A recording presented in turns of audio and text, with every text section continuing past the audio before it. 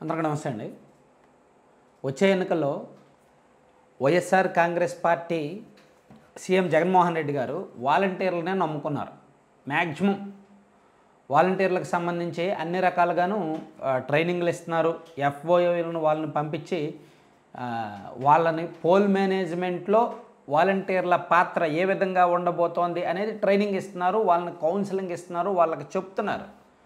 So ఒక్కో volunteer పరిధిలో 50 ఇళ్ళు ఉంటాయి కాబట్టి యావరేజ్గా ఒక్క వాలంటీర్ చేతిలో 150 ఓట్లు ఉన్నట్టు.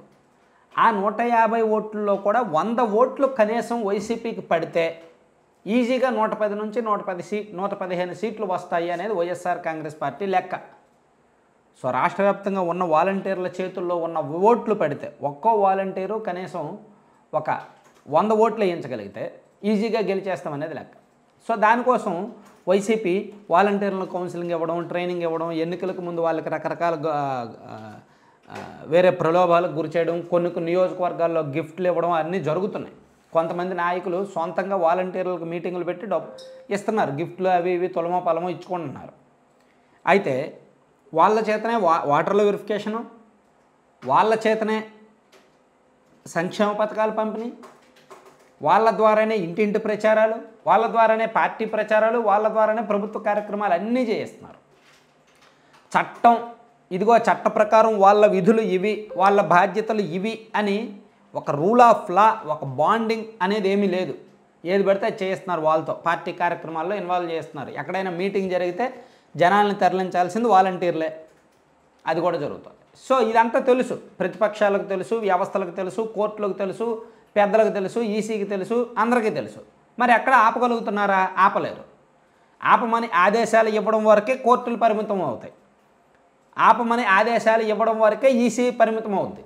కానీ క్షేత్రస్థాయిలో వాళ్ళు ఏం చేస్తున్నారనేది వీళ్ళెల్లో అడ్డుకోలేరు, లక్షలాది మంది ఉన్నప్పుడు. సో అందుకే తెలుగుదేశం పార్టీ కూడా వాళ్ళ మీద కొంచెం వార్నింగ్ శ్రద్ధ పెట్టి వాళ్ళను కొంచెం మ్యాక్సిమం కంట్రోల్ చేసే పనిలో టీడీపీ ఉంది. ఈరోజు చంద్రబాబు నాయుడు గారు వాలంటీర్ల గురించే పర్టికులర్గా కొంత సబ్జెక్ట్ మాట్లాడారు. వాలంటీర్లు జగన్ను నమ్ముకుంటే జైలుకి వెళ్తారు, మీరు ఎన్నికలకు ముందు పిచ్చి పిచ్చి పనులు చేయొద్దు, ఎన్నికల్లో ప్రజలు బటన్ నొక్కితే జగన్ మైండ్ బ్లాంక్ అవ్వాలి, జగన్ను నమ్ముకుంటే జైలుకు వెళ్లాల్సి వస్తుంది, జాగ్రత్తగా ఉండాలని వాలంటీర్లను కోరుతున్నా.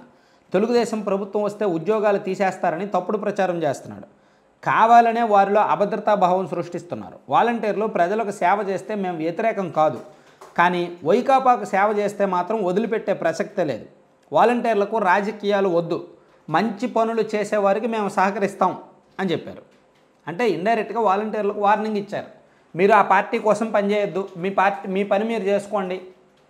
ఎవరైతే వాలంటీర్లు ఎవరి పని వాళ్ళు చేసుకుంటారో, ఒక పార్టీకి పని చేయకుండా న్యూట్రల్గా ఉంటారో అటువంటి వాళ్ళని మేము గవర్నమెంట్ మారాక కూడా మిమ్మల్ని కొనసాగిస్తాం, మిమ్మల్ని ఏమీ తీసివేయం అని చెప్పారు. అంటే వాలంటీర్ల వ్యవస్థను టీడీపీ జనసేన ప్రభుత్వం వచ్చినప్పటికీ కొనసాగిస్తారని అర్థం.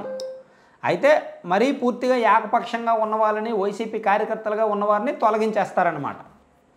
ఇది ఒక రకంగా స్వీట్ వార్నింగ్, కొంచెం హాట్ వార్నింగ్ కూడా. సో ఒక అలర్ట్, ఒక హెచ్చరిక ప్లస్ ఒక సందేశం.